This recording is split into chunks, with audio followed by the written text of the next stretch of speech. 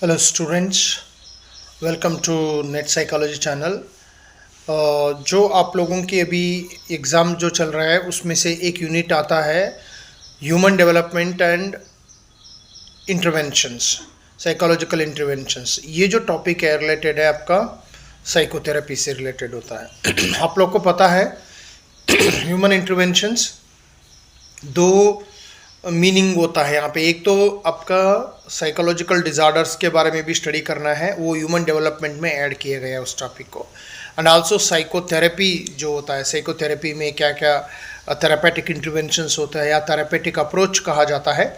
So be careful about that human development and interventions जो होता है वहाँ पे उन्होंने ऐड कर दिया है कि both one is that you have to study the different psychological disorders and also आप लोगों का थेरापेटिक अप्रोचेस है उसको भी आप स्टडी करनी होती है।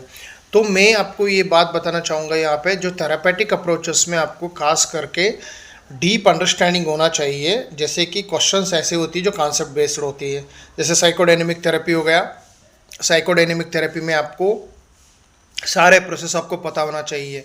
सो एंड आल्सो सीबीटी हो गया। तो ये नहीं है कि आपको सीबीटी के बारे में थोड़ा बहुत जान चुके हैं आप उसके बारे में मैं आंसर कर सकता हूँ, बट कई बार एनटीए नेट एग्जाम में ऐसा पूछा जाता है जो कॉन्सेप्ट बेस्ड होते हैं। आपको पता होना चाहिए कि अलग अलग the different aspect of CBT भी आपको पता होना चाहिए।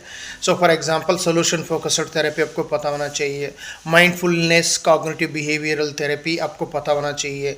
सो दैट माइंडफुलनेस जो भी कंपोनेंट्स अभी डेवलप हुआ है within the umbrella of CBT, you have to aware of that, you must aware of the therapies। इसीलिए आप लोगों को थोड़ा सा थेरेपी का डिफरेंट अप्रोच को भी ठीक से देख के जाइएगा।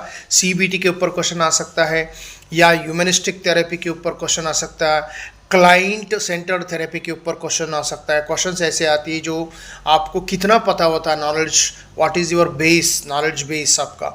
तो इसलिए ह्यूमन डेवलपमेंट एंड इंटरवेंशंस जो है उसमें इंटरवेंशंस को समझ लीजिए, डिफरेंट डिज़ार्डर्स को भी समझ लीजिए, कौन सा डिज़ार्डर्स होते हैं उसमें। खास करके डीएसएम का कुछ डीएसएम आपको नेगलेक्ट नहीं कर सकते, कौन सा एक्सिस होती है, डीएसएम एक्सिस के बारे में भी आपको समझना होगा।